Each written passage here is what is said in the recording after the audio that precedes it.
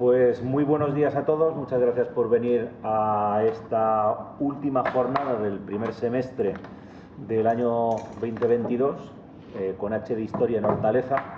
Como siempre, dar las gracias al concejal presidente del distrito de Hortaleza, Alberto, que confía en la divulgación de la historia de España y una divulgación lo más fiel posible a la realidad. Como podrán ver, en nuestra mesa tenemos dos caballeros de dos órdenes militares que estuvieron en España, aunque tradicionalmente nosotros conocemos nuestras 4 órdenes militares principales que hay, por eso estamos 4 en la mesa. No es que cada uno vayamos a hablar de una, pero bueno, por hacer el bonito del número de Calatrava, Montesa, Alcántara y Santiago. A mi izquierda tengo a Daniel Fernández de Lis. Él es abogado y especialista, un gran aficionado en la divulgación de historia medieval. A mi derecha tengo otro abogado, en este caso a Carlos Canales, que es multipolifacético. Yo he perdido la cantidad de libros que llevas publicados. El último sobre la Orden de los Caballeros de Malta. Pero vamos, o sea, ha tratado multitud de temas de historia de España. Y luego tenemos a nuestro romano adoptado. Este sí es historiador, se dedica a la alta divulgación histórica, como diría nuestro académico Agustín Rodríguez, y aunque su campo de especialidad y de gusto más interesante es el tema de mundo romano, creo que de Calatravos también sabe un poco. Y a mí me toca hacer que no estén hablando durante 2 días y medio. Yo me llamo Rafael Rodrigo, soy martirizador de adolescentes, soy profesor de instituto, una edad preciosa, entre 14 y 18 años. Y últimamente me he llevado, este último trimestre, que después de la pandemia ya hemos podido, me he llevado grupos de recreación. Mis niños han quedado entusiasmados, sobre todo cuando les preguntaban, pero ¿tú vas vestido de qué? Entonces, un poco también la idea es, como comenzamos con las jornadas de Hortaleza ya el año pasado, el hacer la mesa donde vamos a charlaremos un rato, luego daremos paso a que nuestros amigos, en este caso de la Asociación Magritte Histórica, nos cuenten ellos exactamente, que no van disfrazados, sino que van recreando lo más posible, de la forma más fidedigna a la historia, un periodo concreto, en este caso sería siglo XI, siglo XII, y luego terminaremos un poquito de charlar en la mesa. Pero bueno, esto no es una charla y desgraciadamente no sois mis alumnos, con lo cual no os puedo mandar callar. Entonces, cuando queréis preguntar cualquier cosa, cuando tengáis cualquier duda, cuando os asalte cualquier valoración, nos podéis interrumpir en el momento que queráis.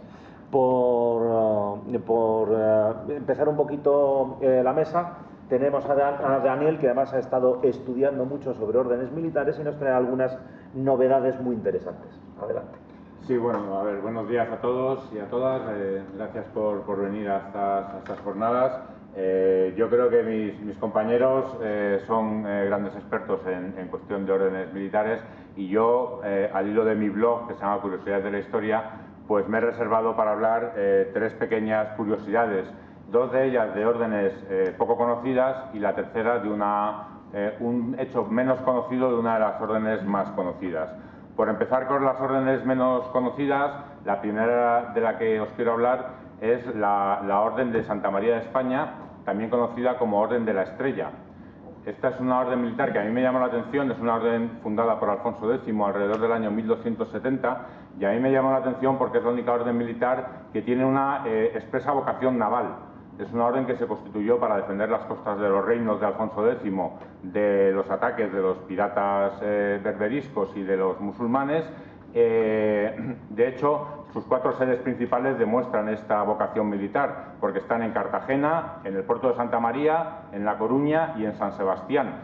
Aunque también tenía algunas posesiones en el interior, como los castillos de Alcalá de los Gazules y el de Medina Sidonia, pero es una orden que tuvo un recorrido bastante corto. ¿Por qué? Porque su primera intervención importante para la función que se había creado, que era la función naval, fue en el sitio de Algeciras en 1278. Algeciras estaba en manos de los benimerines y Alfonso X intentó tomar Algeciras, y esta orden tomó parte en el sitio de Algeciras.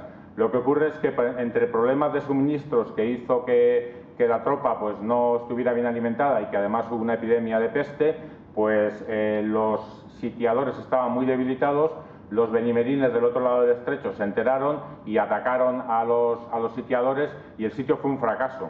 Eso hizo que Alfonso X se replanteara la función de esta orden, y cuando 2 años después hubo otra derrota, esta vez en tierra, en la batalla de Moclín, en la que sobre todo la Orden de Santiago pues murió su maestre, murieron buena parte de sus caballeros, Alfonso X dijo, bueno, pues voy a solucionar 2 problemas, esta orden naval que no sé qué hacer con ella y este descabezamiento que ha habido de la Orden de Santiago, y los caballeros de la Orden de la Estrella, su maestre se convirtió en maestre de la Orden de Santiago y esa orden se integró en la Orden de Santiago. Tuvo como digo, una vida muy corta, pero a mí me llamó la atención esa función de orden estrictamente naval.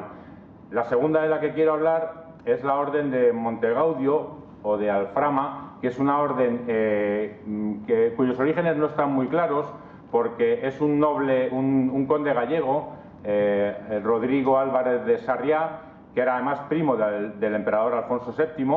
Este en el año 1172 constituye una orden en Castilla, de la que pronto se expande a Aragón, y ahí está el Castillo de Alfama, que es el que da la orden, el nombre de la orden en España. Lo que ocurre es que este era un caballero que había estado en las cruzadas previamente.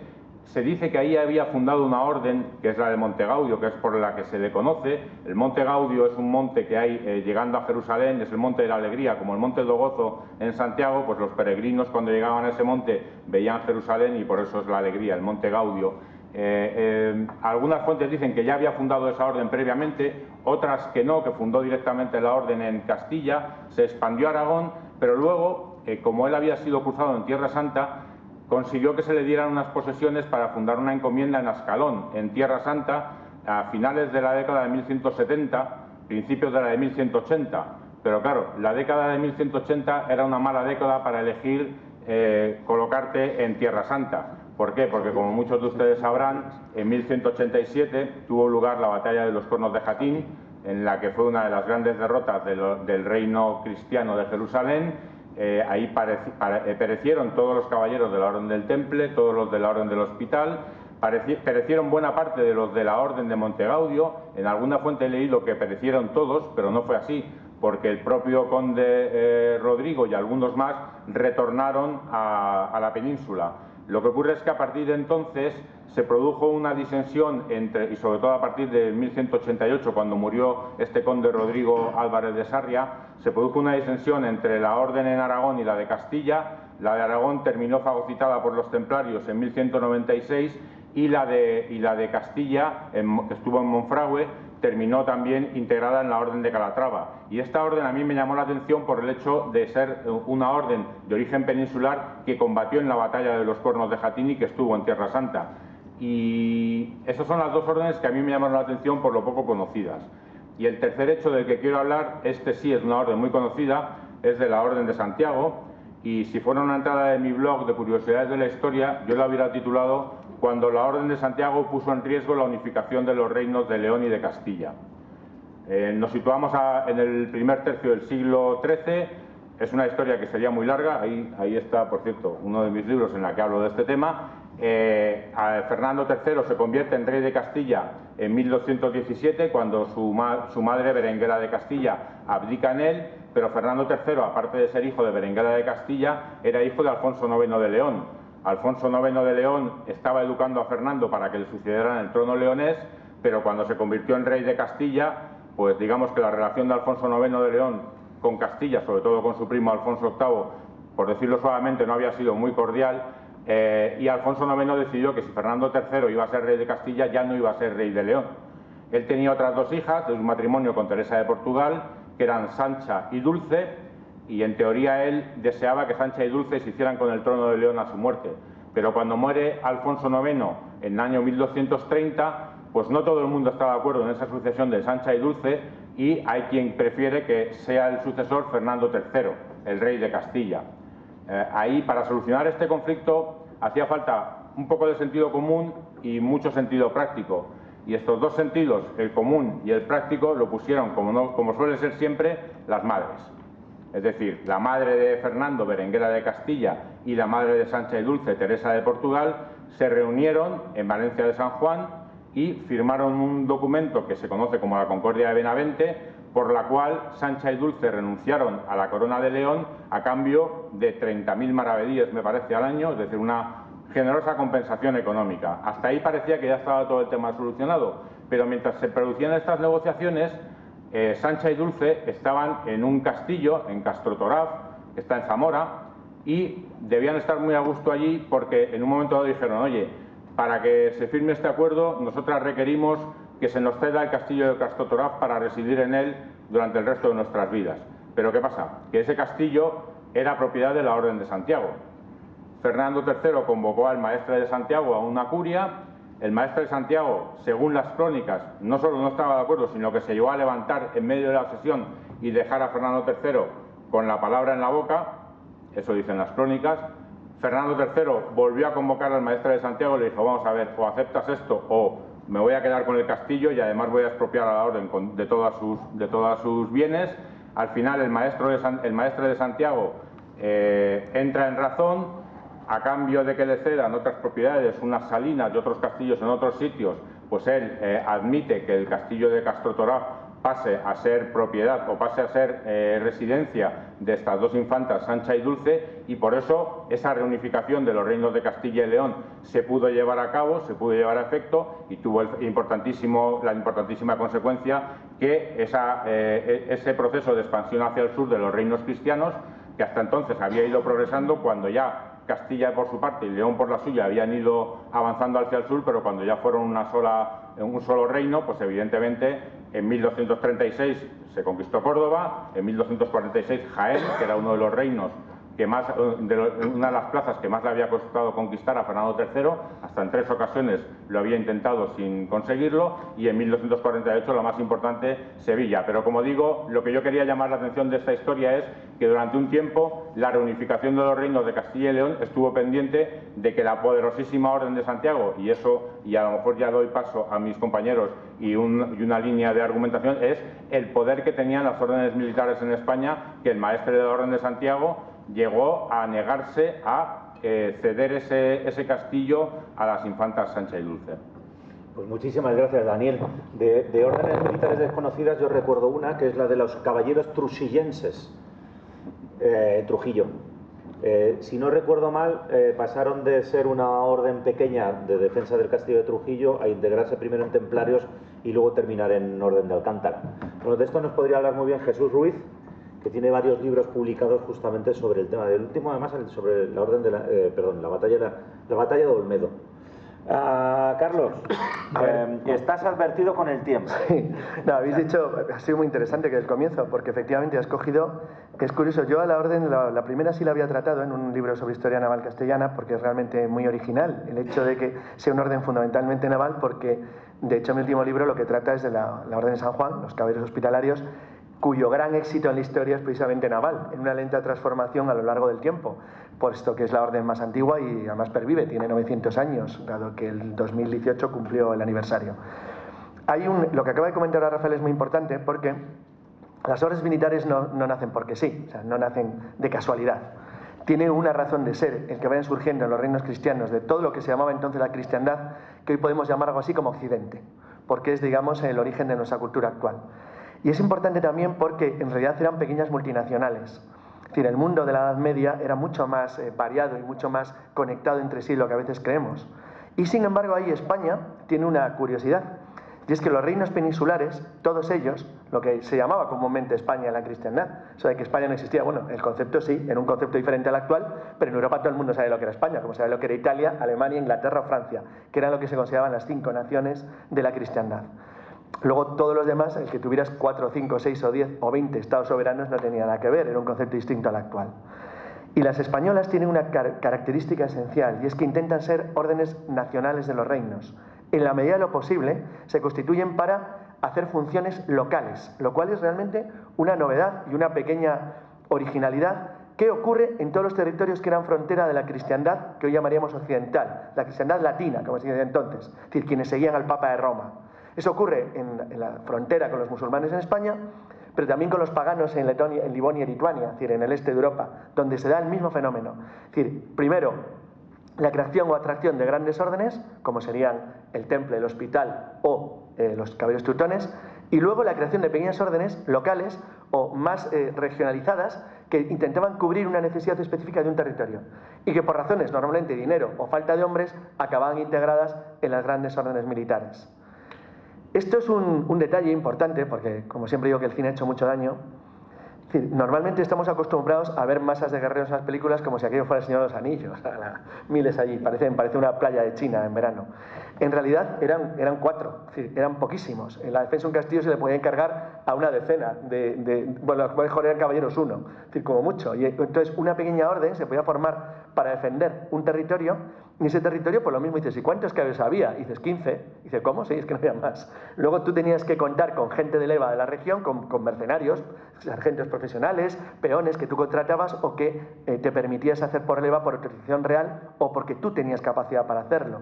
Porque, y esto es importante, las órdenes españolas tienen 2 funciones fundamentales. Una es verdad, colaboran militarmente en la reconquista, pero son grandes repobladores. Se encargaban además del tema administrativo, es decir, de llevar a la gente que tenía que reemplazar a la población musulmana expulsada, de controlar a la población mudéjar que permanecía, de repoblar con colonos que ellos se encargaban de contratar, traer y llevar a los territorios que acaban de reconquistarse, y luego el garantizar el que esa frontera no se perdiera, con todo lo que significaba de la explotación agraria, ganadera, es decir, el establecimiento de nuevas poblaciones, la utilización de los recursos.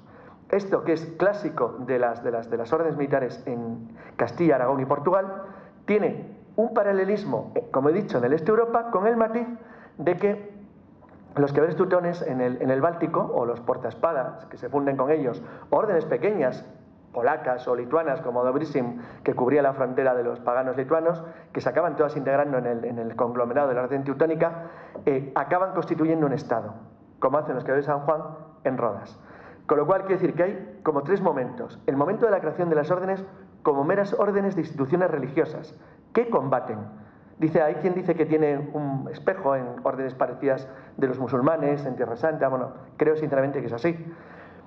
Ese periodo dura por lo menos durante 200 años, donde las órdenes militares tienen unas reglas muy precisas, están vinculadas en general en Europa Occidental a la regla del Cister, tienen unas conductas claramente de monjes guerreros y normalmente empiezan a desarrollar, dado el poder que van adquiriendo, obligaciones de tipo técnico-administrativo, que llamaríamos hoy, no solamente en el caso español por la repoblación, sino por ejemplo en el caso francés o alemán o italiano, porque empiezan a participar en la política local, empiezan a explotar grandes cantidades de terreno y de territorios que son propiedad suyo, y eso les obliga a tener una actividad económica importante dentro de los reinos en los que están mezclados, con la característica, que repito al principio, de que son pequeñas multinacionales. Son gente que trabaja en toda la cristiandad, normalmente a través de abadíes, de encomiendas o agrupaciones territoriales que les van o les permiten el tener un mejor control del territorio, absorción mejor de la gente que les convenía de las zonas locales en las que operaban y el darles una identidad común que luego se fundía en una especie de Estado supranacional mayor. En este caso voy a utilizar el ejemplo de San Juan, de los caballeros hospitalarios, porque es perfecto. Los caballeros hospitalarios estaban divididos en lenguas. Es decir, bueno, hay una cosa muy bonita a finales del siglo XV, cuando se reorganiza finalmente la última organización de los caballeros de San Juan, y es que cada una de las lenguas correspondía a una de las puntas de la Cruz de Malta, que a su vez correspondía a una de las 8 beatitudes cristianas. Pero cada una de las lenguas correspondía también a una punta, de manera que las lenguas eran Francia, Auvernia, Provenza, Italia, Alemania, Inglaterra, Castilla y Aragón-Navarra. Eso correspondía a uniones de estructuras no solamente idiomáticas, que es lo que parece decir la palabra lengua, sino de concepto, es decir, eran reinos próximos con lenguas similares que se integraban mejor. ¿Por qué, por ejemplo, por qué Aragón-Navarra? Pues porque cuando se decreta la creación de la lengua de Aragón, estaba unido. En aquel momento el rey de Aragón y el rey de Navarra, aunque eran reinos separados, era el mismo, con lo cual decidieron unirlo. Exactamente igual que la lengua de Castilla cogía a Portugal, pero también cogía a Portugal, cogía a León. Es decir, obviamente a todos los reinos de lo que ahora llamamos Corona de Castilla. Por ejemplo, la lengua de Inglaterra incluía Escocia, incluía Irlanda, incluía Gales, de la misma manera que la lengua de Alemania incluía toda Escandinavia, Polonia, Croacia, Hungría, es decir, y a todo lo que era la Europa central. Esto se reorganizaba luego en estructuras administrativas más o menos grandes que podían ir desde un bailío o una pequeña zona local hasta ya un priorato o un subpriorato o una castellanía, es decir, en función del tamaño que tú fueras dándole al territorio, de forma que la organización de tu estructura se combinaba con organizaciones nacionales, entre comillas, seminacionales, propias de cada reino. Todo eso se unía en una especie como de capítulo general, que era donde se elegía el gran maestre, que efectivamente regía aquello como una gigantesca multinacional. ¿Cuál es el fenómeno que se da a lo largo del siglo XIII? Los caballeros que tenemos aquí representan principios y mediados del siglo XIII, más o menos. Entonces, en ese momento las órdenes empiezan a obtener un enorme poder. ¿Por qué? Pues porque, independientemente de que había ritmos diferentes, no eran todas exactamente iguales, básicamente atraían a gente de la alta nobleza, que tenía una enorme fortuna, que se iba uniendo por herencia o por adquisición o compra a un territorio cada vez más grande, más poderoso y más fuerte. A comienzos del siglo XIV, cuando es extirpada, porque claramente era de interés de la corona francesa el acabar con ella, la Orden del Templo era algo más que una multinacional. Era un verdadero Estado sin Estado, es decir, era un conglomerado de poder económico que amenazaba ya a cualquier reino, porque tenía poder para imponerse, si quería, por incluso la fuerza de las armas, dado que contaba con un ejército. ¿Qué mata a los teutones? Bueno, luego podremos tocar este tema, es decir, ¿qué es lo que mata a los templarios? Que a diferencia de los caballeros teutones o de la Orden de San Juan, no tienen un territorio. Cuando se pierde Palestina, es decir, cuando los caballeros cruzados pierden sus últimos puestos en San Juan de Acre, los templarios se refugian en Ruán, un pequeño islote en la costa del Líbano, en tanto que los hospitalarios, después de unos años de vagar por el Mediterráneo, por las buenas se apoderan, por las malas, se apoderan de la isla de Rodas, que se la quitan a los bizantinos. De manera que, una vez que tienen Rodas, tienen una base territorial. Eso les da una fuerza enorme, porque al tener una base territorial puedes crear un Estado dirigido por monjes, pero un Estado. Y exactamente igual hacen los caballeros teutones en las costas de Livonia, lo que hoy es Letonia, Estonia y Lituania, donde se fusionan con dos pequeñas órdenes locales, la principal orden de los portaespada, una orden alemana que estaba encargada de la cristianización del último territorio que quedó pagano de Europa. El último monarca pagano de Europa es el gran duque de Lituania, que se convierte a finales del siglo XIV, hace realmente, digamos, muy poco. Entonces, bueno, una vez que eso se convierte en un territorio con base económica sostenida, en un lugar donde tú puedes crear un Estado o un semiestado, eso te hace muy poderoso. Un matiz antes de, porque luego podemos seguir, en el caso español, que las órdenes he dicho que lo eran, siempre estuvieron muy vinculadas a la corona, porque hay momentos en la corona llega a tener miedo del poder de las órdenes militares, porque se da cuenta que Calatrava o Santiago, que eran las principales en España, Alcántara era más pequeña, y Montesa al fin y al cabo se crea para recoger la herencia del Temple en la corona de Aragón con su extinción, son órdenes, que es lo que le pasa a la orden de Cristo en Portugal, exactamente igual. Es decir, son simplemente reconstrucciones para poder acoger todo lo que tú tenías del Temple y darle una continuidad. Pero realmente el poder que alcanzan es muy grande, porque la base territorial que tenían era fuerte, tenía una base económica muy poderosa, porque controlaban enormes, eran grandes latifundistas en las zonas repobladas, conquistadas a los musulmanes, y luego además tenía un ejército. Tenía un ejército real, un ejército auténtico, que estaba en armas siempre, que no tenía como el ejército real que ser reclutado para una campaña, sino que estaba permanentemente en armas. Y además eso hacía que encima, dado que parte de sus caballeros formaban parte de una nobleza que tenía dinero, y lo que no tenían encima le habían adquirido con el tiempo y las compras o las herencias, les daba un poder enorme. No es de extrañar, por tanto, que una de las primeras medidas de los reyes católicos era convertir al rey en gran maestre de las órdenes principales españolas, situación que se mantiene hasta hoy en día. ¿Por qué? Y esto es importante decirlo, las 4 grandes órdenes militares españolas siguen existiendo. Exactamente igual que los hospitalarios siguen existiendo, y son un Estado reconocido por 104 naciones del mundo. Es un Estado sin territorio, pero un Estado que abandera barcos y aviones. Es decir, la Orden de Malta, nombre porque la Orden de San Juan va añadiendo a su nombre el nombre del lugar en el que tiene su sede. Es decir, menos en el último caso, no se llama hoy de Roma porque después de Malta no decidieron tener sede permanente. Tiene una sede formal, pero no tiene una sede territorial. De manera que por eso se habla de los caballeros hospitalarios de San Juan, de Jerusalén, primera sede, Rodas, segunda, y Malta, tercera. Entonces, en este caso, dado que es una orden que sigue haciendo, ahora hace labores de tipo benéfico y humanitario, pero sigue contando con unos recursos económicos notables y sobre todo con un cierto poder incluso institucional, porque, bueno, no deja de una tradición que se arrastra ya desde hace muchísimo tiempo y que le ha permitido sobrevivir hasta hoy en día. Y bueno, luego supongo que iremos hablando de temas más curiosos, como la participación, por ejemplo, a veces se olvida, que habéis citado al principio, ha citado a Rafael, de que todas las órdenes militares, junto con las órdenes españolas, colaboran también en la Reconquista. Tanto San Juan como el Temple, como los propios caballeros teutones, que llegaron a tener una encomienda que se conservó hasta el siglo XVI en la Mota de Toro, en la Mota del Marqués. Entonces, bueno, en este caso además tiene una historia muy curiosa, porque nace con la llegada a Castilla para la boda de Fernando III, que era rey de Castilla, pero no todavía rey de León, con Beatriz de Suabia. Entonces, al venir Beatriz de Suabia, viene a España Germán von Salsa, que era el gran maestro de la orden teutónica, y se le da una encomienda en Castilla, aparte se pide caballeros suyos para la lucha en la frontera de Andalucía. Es cierto que luego la orden no tiene recursos suficientes para mantenerse en los dos frentes y se centra todo en el frente del Báltico, donde caballeros calatravos ayudan a la creación de una orden polaca, la orden de Dobrysin, en la frontera con los paganos lituanos, que se mantienen allí. Hay un grupito de caballeros castellanos que se mantienen hasta las primeras décadas del siglo XIII, cuando la orden de Dobrysin, que es aniquilada por los lituanos, se integra y es absorbida como los portaespada por los caballeros teutones. Digamos que es un mundo, como se puede ver, muy variado, que cubrió Europa de punta a punta, de sus fronteras, con un concepto de lo que hoy llamaríamos conciencia, lo que era la cultura occidental, cristiana, la cristiandad, como se llama entonces, muchísimo más fuerte de lo que la gente se cree. Por ejemplo, y con esto acabo, Domingo de Guzmán, cuando es enviado por el Papa a combatir a la herejía cátara, iba a Lituania, le enviaba el Papa allí, porque sabía, perfectamente que había un núcleo de caballeros castellanos combatiendo en la frontera del Vístula.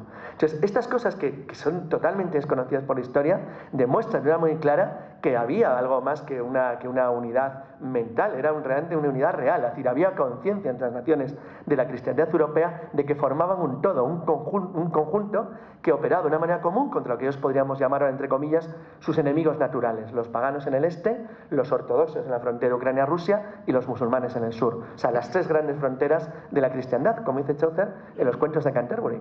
Que esto es un detalle curioso. Él podía haber hecho que su protagonista combatiera, pues no sé, en Crecy o en Poitiers, pero no le mete en la guerra de los 100 años. Dice de él que ha combatido en las fronteras de la cristiandad, en Rusia, Prusia, Lituania y Granada. O sea, le coloca en los puntos de la conciencia de los europeos de dónde estaba realmente su frontera, lo cual no me deja llamar la atención desde siempre.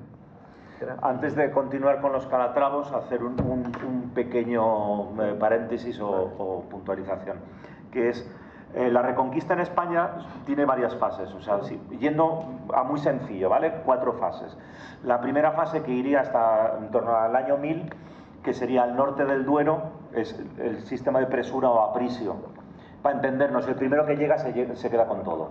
O sea, como en el oeste americano. Lo que ocurre es que de vez en cuando los reyes empiezan a tomar conciencia de que es mejor tratar de organizarlo de alguna manera. Resulta un desastre, le aparece la nobleza.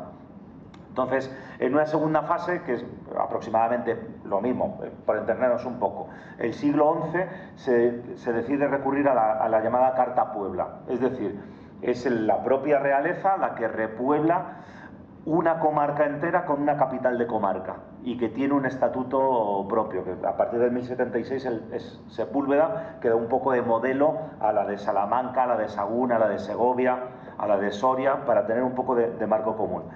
Las órdenes militares entrarían en la tercera etapa, al sur ya del Tajo, entre el Tajo, Guadiana, Despeñaperros, porque ya no hay absolutamente nadie que quiera trasladarse a la zona de frontera, porque es tan peligroso la cantidad de guerras y las posibilidades de ser pasado a cuchillo, que lo que se hace es recurrir a órdenes militares. Por eso aparecen, como decía Daniel, estas desconocidas, pequeñitas, y luego, como muy bien decía Carlos, se van integrando todas. Un detalle. Sus grandes estados, los grandes estados de las órdenes militares, están en lo que hoy en día conoceríamos como Andalucía. Claro, un detalle, que es el nacimiento. El nacimiento de Calatrava lo explica a la perfección. El abad de Fítero es enviado por el rey, Raimundo Serra es enviado por el rey a proteger el castillo de Calatrava la Vieja, que ha sido destruido por los almohades, porque se le había encargado la defensa del Temple, a los queridos templarios.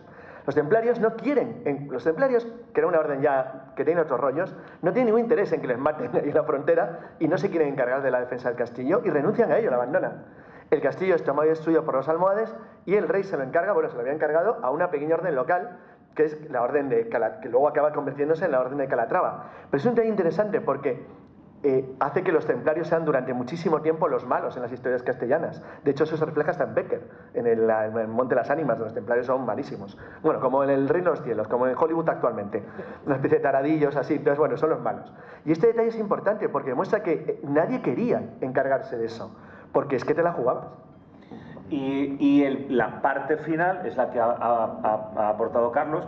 Una vez conquistado el Reino de Granada, ¿para qué queremos órdenes militares permanentes que pueden hacer, como ha dicho muy bien Daniel, incluso peligrar el poder del rey? Así que en 1495, aprovechando la muerte de, no recuerdo qué primer orden, primer maestre de qué orden, el rey Fernando decide autoproclamarse gran maestre de todas las órdenes militares, no volviendo a permitir jamás el ingreso de ningún caballero.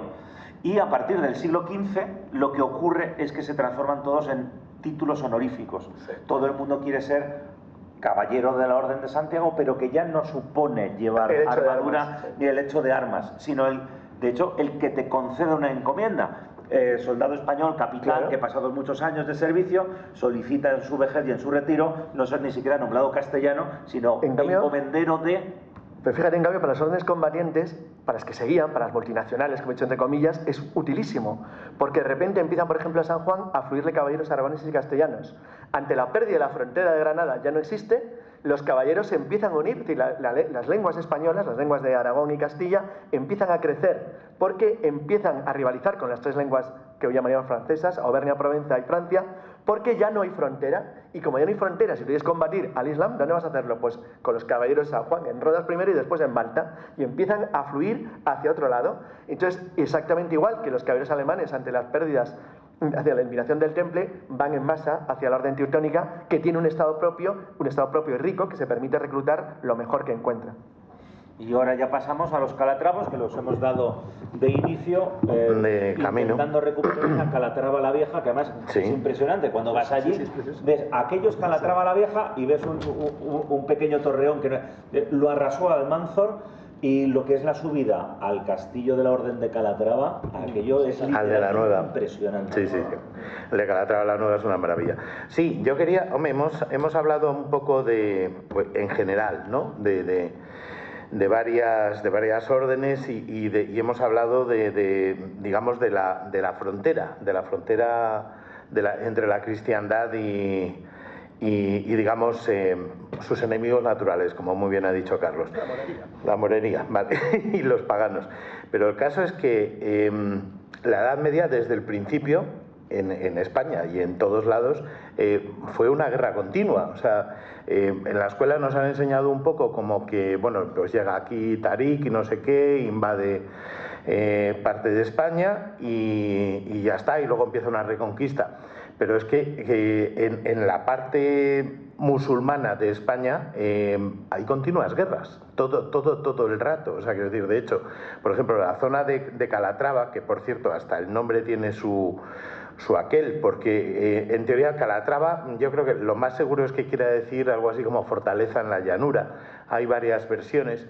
Desde luego Cala tiene que ver con fortaleza, igual que en Alcalá, Calahorra y en otro montón de sitios. Y lo de Raba, hay quien dice que si es por un señor que se llamaba así o si tiene que ver con Rábida, pero es más probable que tenga que ver con llanura, porque después de nuestra Calatrava, en 1200 más o menos, se funda en lo que es Tierra Santa otro castillo en una llanura que también se va a llamar Calatrava. Entonces, digamos que podemos pensar que sí que es así. Paco, vas a ver cómo todo el mundo sabe árabe. Sí, ¿no? ¿Cómo se dice en árabe puente de piedra? Alcántara. No me fastidies. Sí, totalmente. Casualidad. Claro. Lo que pasa es eso. Lo que quería decir yo es que, quiero decir, por ejemplo, la zona de Calatrava, la zona de la Mancha, fue dividida entre dos, en teoría, tribus bereberes, ¿no? Estaban por aquí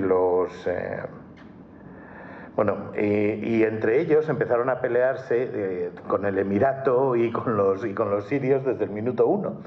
O sea, quiero decir, si Calatrava es un castillo que no aparece hasta el año 714 y como un muy pequeño castillo que protege un vado en el Guadiana, resulta que desde ese 714 está en guerra entre sí, los de Toledo con los de Córdoba con los de Toledo, hasta que, digamos, termina siendo abandonado porque el alcaide pues llega a un pacto con Alfonso VI, en principio, y luego finalmente con Alfonso VII, y se pasa con castillo y todo al lado de aquí, de la frontera.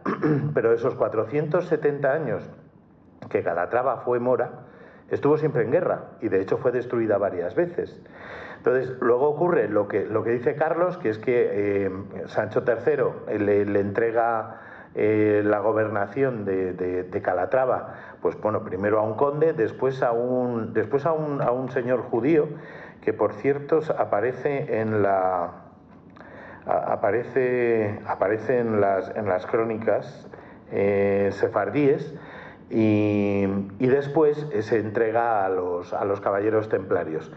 Entonces es cuando comienza la invasión almohade de España, y es cuando los templarios dicen, mira, ¿yo qué hago aquí? Esto, claro, ni entienden el tipo de...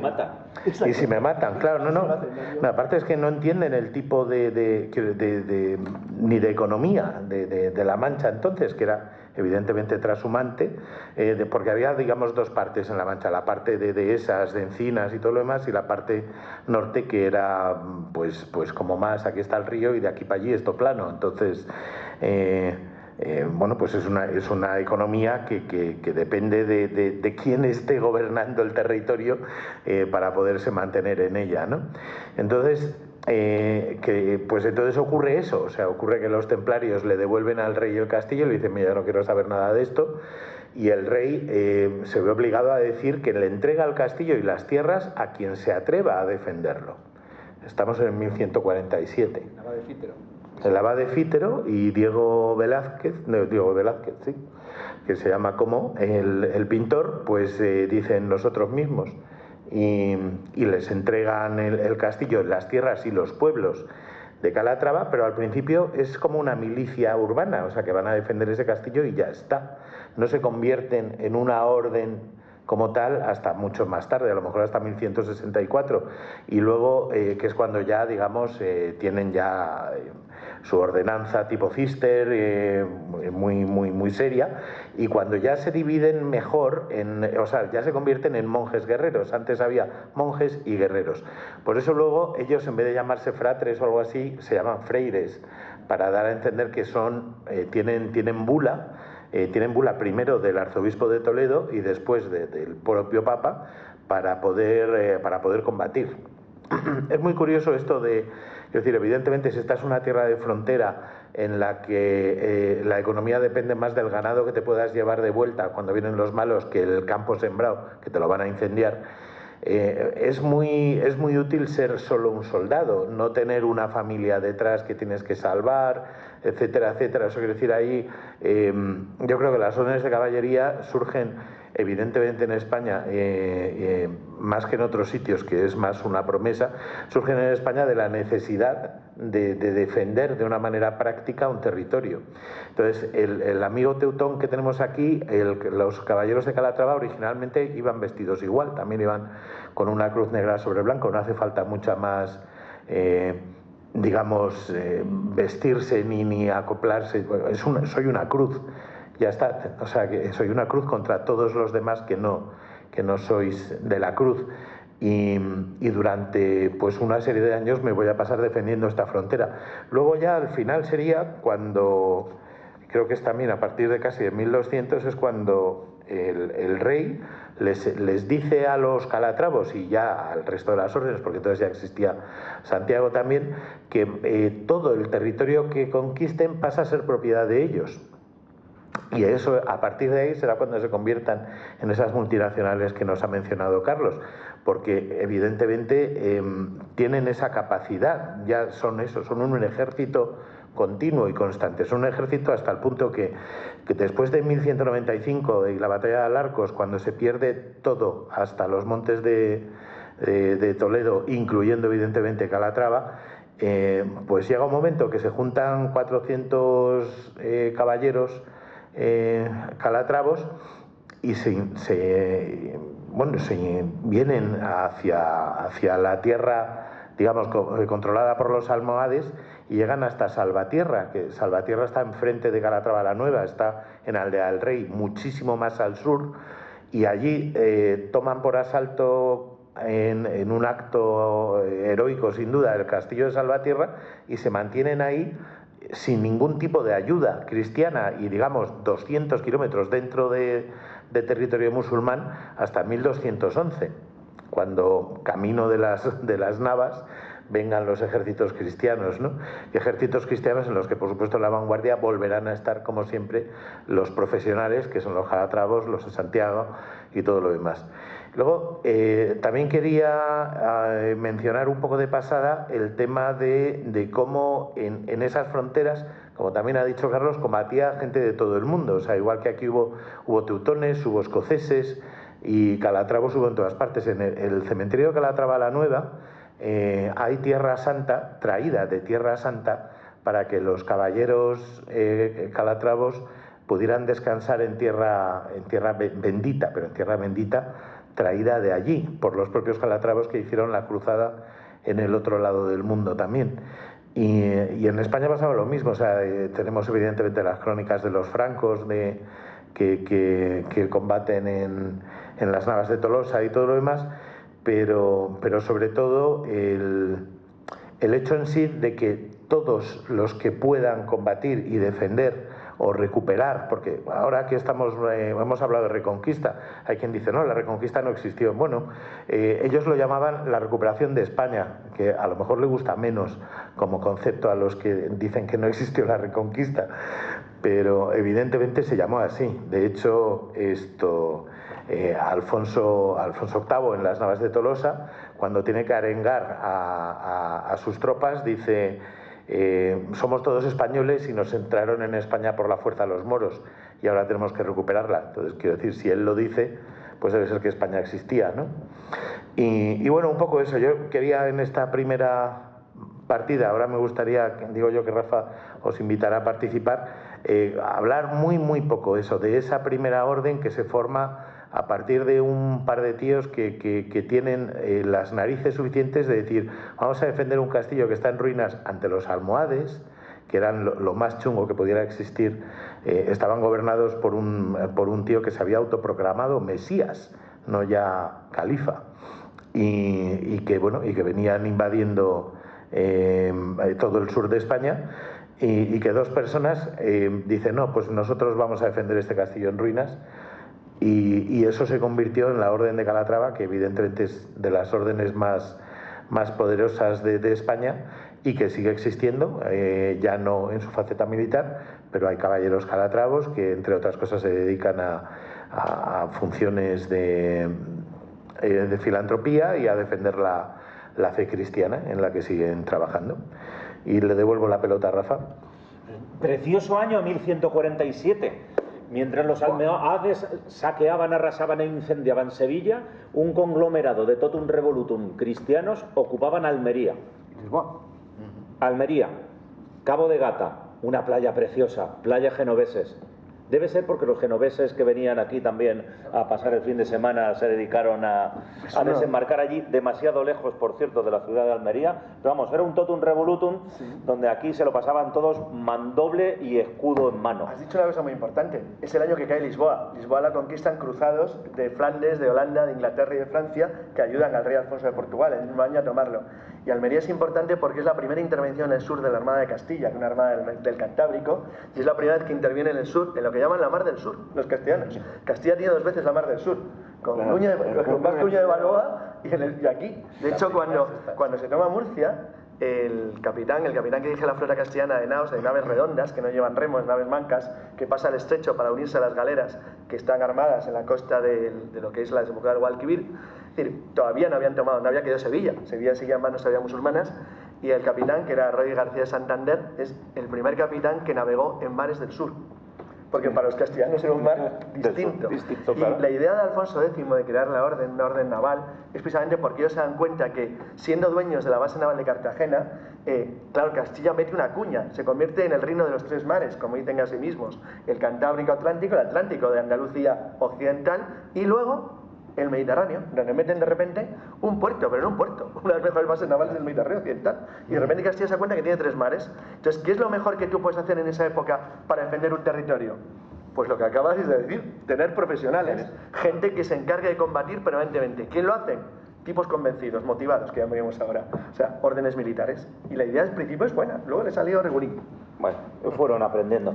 Y ahora creo que toca el turno de palabra a nuestros amigos de Recreación Histórica, ya que hemos estado hablando de ellos y ellos, como bien dicen, no vienen disfrazados, sino que vienen vestidos de. Y os puedo asegurar que la parte de mis alumnos, cuando empezaron a preguntarles, pero eso que llevas en la cabeza, ¿qué es? Porque es un casco muy raro. Y luego, y la espada, pero hay distintos tipos de espadas. Entonces vamos a darles ahora a ellos la palabra para que traten de explicarnos un poco de qué, por ejemplo, es esto y qué diferencia tiene con estos dos, para nosotros, cascos, que seguro que visten personas distintas. ¿Para qué se usa una maza y si verdaderamente las espadas sirven más para cortar a los enemigos o sirven para darle literalmente como si fuera una especie de bate de béisbol? Adelante, todo vuestro. Empezamos. Aquí hemos traído de entrada una serie de material, incluso, como bien dijo Carlos, yo, por ejemplo, voy de comienzos del siglo XII. Él va de mediados. Él sería, por ejemplo, podría ser de la época del asedio de Sevilla por Fernando III. Entonces, por ejemplo, sí. Bueno, empiezo a explicar. Primeramente, o sea, si ves los escudos, enseña tú el tuyo. ¿Ves que, si os fijáis en el escudo de él, es este mismo escudo acortado? Entonces, según va avanzando la Edad Media, cada vez es menos necesaria la protección de un escudo. Esta gente iba a caballo. Entonces, estos escudos tan grandes te servían para protegerte la pierna, porque no llevaban protección en las piernas al principio. Luego, según va avanzando el siglo XIII, empiezan a llevar cota de malla en las piernas, con lo cual no hace falta ya tener un escudo tan grande para montar a caballo. Pero escudos de este tamaño se irá utilizando en infantería. Y que bueno, que la gente piensa que las batallas de la Edad Media eran unas batallas caóticas, que se echaban los unos contra los otros, en plan como si fuera una reyerta masiva. Sí, gracias. Como si fuera una especie de reyerta masiva. Y en realidad no, o sea, uno, por ejemplo, si se coge las partidas, te hablan, por ejemplo, de diferentes tipos de formaciones de infantería, como la muela, el corro y tal. Entonces, era una combinación de ballesteros y lanceros, que a su vez dan cobertura a los de caballería, que era justo una formación sólida de infantería donde después de una carga se retiraba la caballería. ¿Cuál es el problema de un ejército medieval? Que había mucha diferencia de entrenamiento entre unas fuerzas y otras. O sea, un ejército, por ejemplo, pongamos una campaña importante tipo las de Andalucía o las mesnadas de Tolosa. Juntaban lo que era la mesnada real, que sí que era gente muy bien entrenada y muy bien preparada, a lo mejor con mesnadas señoriales, que bueno, ya dependía de eso, de lo que le quisiera, las ganas que le quisiera echar el noble a tener un ejército en condiciones, a la gente bien entrenada y bien equipada. ¿Qué pasaba con las órdenes militares? Que eran tropas que tenían un magnífico entrenamiento, estaban muy bien coaccionadas, llevaban también unidades de infantería y se supone que un ejército era, vamos, lo mejorcito que podían llevar. Entonces, bueno, de hecho, en las navas de Tolosa se puede decir que los responsables básicamente de que se ganase la batalla fueron las órdenes de caballería, que fueron las que aguantaron todo el frente. Hubo un momento que fue bastante complicado. Luego después sí se decidió por la carga de los tres reyes, del rey de Castilla, del rey de Aragón y el rey de Navarra, que dieron la carga final y rompieron todo el dispositivo almohade y fue lo que ganó la batalla. Entonces, el tema básicamente, veamos, vale. Por ejemplo, en el tema cascos, este casco es de comienzos del siglo XII, que es anterior también. O sea, por ejemplo, los vikingos utilizarían un casco muy parecido a este. A medida que va avanzando el siglo, empieza a haber dos líneas separadas. Por un lado, se decide, para gente de caballería. Vamos a cerrar toda la parte de delante de tal manera que ofrezca mayor protección. Por ejemplo, es esto de aquí. ¿Por qué? Porque desde el siglo XI se impone un nuevo tipo de combate a caballo, que es cargar todos en línea, pegados los unos contra los otros, con las lanzas, diríamos en ristre, pero el ristre es un elemento mucho más posterior que servía para sostener una lanza pegada a la armadura, o sea, así, y que no se te fuese para los lados. Pero básicamente era sostener la lanza bajo el hombro, bajo la axila, y cargar como un bloque el caballo con el jinete. Entonces, bueno, básicamente cuando chocaban dos masas de caballeros, la una contra la otra, equipados de esa manera, uno de los sitios a donde seguro te iba a ir la lanza, o casi seguro era aquí, a la cara. Entonces, por eso empiezan a meterles protección en la cara, un facial. Siguiente evolución, ¿qué pasa? El facial no te protegía la nuca. Entonces, bueno, en lo que había una melee, pues seguro te iban a... Hombre, tenías la cota de malla, ¿no? Pero si te pegaban un mazazo, por ejemplo, se acabó. Te protegía de impactos fuertes. Efectivamente. Esto, por ejemplo, sí que es un arma muy usada. La utilizaban, por ejemplo, los obispos cuando iban al combate. Jiménez de Rada, por ejemplo, es un caso en las Navas de Tolosa. Utilizaban mazas. ¿Por qué? Porque un clérigo tenía prohibido derramar sangre. Con esto no derrama sangre. Le revientas al tío, pero no... Claro. Efectivamente. Y entonces, aunque lleves una protección de cota de malla, te da lo mismo, ¿sabes? O sea, te rompen los huesos. Esto, si lo podéis ir pasando, con esto se ve claramente cómo era la protección de una cota de malla, porque no solo es la cota de malla, lleva por debajo un acolchado. ¿Por qué? Porque la cota de malla de por sí te puede proteger de los golpes, pero nunca de los cortes, pero nunca de los golpes. En cambio, si combinas la cota de malla con un acolchado, y eso lo he comprobado yo por experiencia, de verdad sí que te da una protección muy buena, incluso contra golpes. O sea, los dos elementos, por ejemplo, coges el acolchado por sí solo, y bueno, sí, algo hace, pero tampoco hace gran cosa, pero los dos juntos sí que hacen mucho. Eso sí, claro, ya contra mazas y todo eso, pues ya la cosa cambia. Entonces, luego la siguiente evolución de estos cascos fue cerrándole la nuca. Eso fue más o menos a principios 1230, 1240. Y la última evolución de los cascos de caballería del siglo XIII es esto de aquí. Esto ya es a partir de 1280, 1270. ¿Qué es lo que pasa? Estos cascos son bastante... Luego los podéis coger y eso, para que veáis. Esto es lo que se llama un gran yelmo. Son cascos que te ofrecen mucha protección, muy buena. Son muy resistentes. Para el caso de una carga frontal de caballería te protegen muy bien. ¿Qué es lo que pasa? Con esto se ve fatal, igual que con eso. Y se respira peor. Entonces, ¿cuál es la otra línea de evolución dentro de esto? Cogemos este casco y le quitamos la protección nasal, porque total, tampoco algo hace, pero tampoco hace mucho. ¿Qué es lo que pasa? Esto es un casco que te protege contra los golpes y eso, te da muy buena visibilidad y bueno, para operaciones rápidas, para el tipo de guerra que se hacía en España, que era, entro al territorio enemigo, le quemo las cosechas, le robo el ganado y me vuelvo a marchar, pues iba bastante bien. Siguiente evolución de ese tipo de cascos, que realmente si hay un casco que representa la Edad Media es este.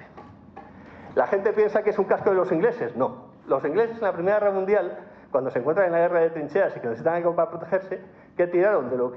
Como idea de lo que había en los museos. Y entonces tiraron de los cascos, de este tipo de cascos. Este casco te ofrece una muy buena protección, o sea, no, hombre, no tan buena como estos, pero, fijaos, yo le voy a dar un golpe tal que en la cara a este señor. Se me queda aquí. No llegan. No llega. Entonces, te mantiene las espadas y los golpes desde arriba te los desvía. Pega así y amortigua el movimiento. Claro. Con este mismo diseño, estuvo en uso desde el siglo XIII, más o menos mediados del siglo XIII, hasta el siglo XV y evolucionó en morfología. De hecho, el morrión evoluciona en este tipo de casco. Y el capacete hispánico y eso, o sea, al final es una cosa con alas y lo va reforzando. Por ejemplo, estos cascos ya muy evolucionados los utilizaba en el siglo XIV, XV, lo que era la caballería ligera, que ya en el siglo XIV ya se establece la diferencia entre monta la jineta y monta la brida. La monta la jineta era la caballería ligera copiada de los árabes, que era gente pues, con caballos muy rápidos, montaban con las piernas flexionadas, consistía en lanzarte jabalinas, llevaban incluso el escudo de piel llamado adarga, cogido también de los musulmanes, y bueno, entonces te da flexibilidad. Tú podías en un determinado momento acometer a la gente o perseguirlos y darles lanzadas, o simplemente limitarte a hostigarles. Y luego estaba la caballería a la brida, que es lo que todo el mundo entiende como la caballería medieval de toda la vida, que era gente que iba con el caballo, con una silla de montar, con la parte delantera y la trasera muy altas, de tal manera que tú ibas encajado ahí, ibas con las piernas estiradas. ¿Y por qué? Porque eso estaba pensado para tú coger, cargar de frente con la lanza y estamparte contra una formación enemiga o contra otra formación de caballería que te viniese de frente. Claro, ¿cuál es la desventaja? Que tú, por ejemplo, y eso se vio en batallas en Tierra Santa, tú a una formación de caballería ligera de la que utilizaban los musulmanes, si tú les intentabas coger, no les cogías. O sea, tú les podías cargar y ellos te iban hostigando, no sé qué, se iban retirando, se abrían, tal. Tú te dedicabas a ir detrás de ellos, cansabas a los caballos, y cuando llegaba un momento decías, no puedo y tal, me tengo que retirar, era cuando ellos se daban la vuelta y te atacaban. Ya con los caballos cansados y eso, y bueno, pues eso les funcionaba. Entonces, básicamente es lo que decimos. Este tipo de cascos es el casco multifunción, que utilizaba también la infantería, los ballesteros y tal, y estos cascos son específicos de caballería pesada. La gente suele decir, ¿esto es un casco templario? No, este casco lo usaba todos los caballeros. Pero eso con la desventaja de que se ve mal, se respira mal, y bueno, sirve para lo que sirve, porque tú sabes, tampoco necesitas visibilidad de los lados. Hay otro tío que va a tu lado también cargando, y tú lo que haces es cargar como un bloque. Y luego después, esto es muy curioso, esto se llama bracamarte o alfanje. ¿Qué utilizaba la infantería? Una espada es un arma de caballero. O sea, de hecho, el diseño de la espada está pensado para ir a caballo y atizar a la gente desde arriba. Son como las porras enormes que llevan la gente de caballería de los antidisturbios. Básicamente es el mío, o sea, es un arma de caballero. O sea, de caballero de tío que va a caballo. De hecho, tiene su origen en las espatas de la caballería romana, y también las espadas que utilizaban los pueblos germánicos que iban a caballo y tal. Esto es un arma infante. ¿Por qué? Esto es muy pesado, y básicamente es eso, para cargar contra la otra formación, romper escudos y cargar. Y esto también, si uno ve las ilustraciones, desde el siglo XIII hasta el siglo XV, incluso en el XVI, es el arma más usada por la infantería. También lo podemos pasar por aquí. Cumple las dos funciones, impacto y corte. Efectivamente. Este arma, dentro de lo que cabe, es bastante limitada, ¿eh? La espada... Hombre, la espada al final lo que sucede es un fenómeno bastante curioso, que al principio las espadas sí que están constreñidas a su uso puramente militar de a caballo. De hecho, por ejemplo, cuando un noble iba por ahí sin estar equipado para la guerra, de paseo lo que llevaba era una daga, no llevaba la espada. La espada se empieza a popularizar el portarla al cinto con ropa civil hacia finales del XV. Y luego ya después hay una categoría que nace de espada, por así decirlo, de paseo, para llevarla, que es la ropera, que ya es la típica espada del siglo XVI, que incluso ya evoluciona con una hoja recta, ancha, ya que el tipo de esto ya es más de acometer, de jugar con... Ya incluso desarrolla un tipo de esgrima o de manejo distinto a lo que sería una espada militar. Porque una espada, por ejemplo, estas estaban pensadas al principio de la Edad Media, cuando la gente funcionaba solo con cotas de malla, eran más golpes tajantes y menos punzantes. Luego después ya, cuando nos metemos ya a partir del siglo XIV, toda la segunda mitad, que empiezan a generalizarse lo que son las armaduras, lo que todos entendemos por armaduras, es decir, una protección a base de placas de metal en todo el cuerpo. Entonces, las espadas se estrechan porque ya tienen como fin buscar los huecos de armadura del contrario. Se hacen por base más ancha, ya aparecen las espadas de dos manos y eso, porque bueno, ya la esgrima es otra, porque tú a un tío con armadura no le pasa. O sea, ¿para qué? O sea, es como tocar el tambor. Tú lo que haces es buscarle el hueco y con eso tratar de matarle. Y bueno, no sé. De momento... Y tienes a la estrella. Por supuesto, la lanza. Esto es el arma por excelencia de la historia de la humanidad, no solo de la Edad Media. Es decir, esto desde que el mundo es mundo, pues, y además es lo que se ha utilizado para cazar y para combatir. Entonces, y básicamente esto es lo que utilizaban toda fuerza medieval, ya fuese la caballería o la infantería. O sea, el equipo básico de la infantería eran lanceros y ballesteros. Lanceros con escudos y ballesteros, que se protegían los unos a los otros. Y en el caso de la caballería, este era el arma, también por excelencia. La espada era un arma secundaria. O sea, con lo que se cargaba era con la lanza. Entonces, una vez que tú habías entrado al choque y se rompía la lanza, lo cual era prácticamente inevitable, ya era cuando tú tirabas de espada, o bueno, si eras más de un rollo así más chungo, pues la maza, el hacha, depende. Pero eran armas secundarias y sobre todo, ya una vez que habías perdido las lanzas en medio la cohesión, tú ya lo que ya estabas, salvo que la otra formación veías claramente que se había roto y ya podías, por así decirlo, explotar el éxito, tú ya lo que hacías era, te retirabas, entonces tú utilizabas esa arma secundaria para abrirte camino, porque ya venía a continuación otra cara de caballería, que ya estaba fresca, alineada con todas las lanzas y tú tenías que dejarles paso. Y bueno, también añadir que un caballero no iba solo por el mundo. O sea, en general, ni los de las órdenes, ninguno. O sea, un caballero tenía un equipo de apoyo alrededor considerable. Tenían caballos de repuesto, tenían no solo los escuderos, porque un escudero era, por así decirlo, un aprendiz de caballero, pero tenían sirvientes, gente que se ocupaba de los caballos, gente del pie, el total. O sea, para hacernos una idea de lo que era, pensemos en la Fórmula 1, que de hecho los equipos se llaman escuderías. Efectivamente. Entonces, cada caballero llevaba alrededor un equipo de gente que se ocupaba, pues eso, de las armas, etcétera. Jacobo, la próxima vez os vamos a traer unos cuantos sarracenos para luego hacer la demostración. Ah, pues estaría bien.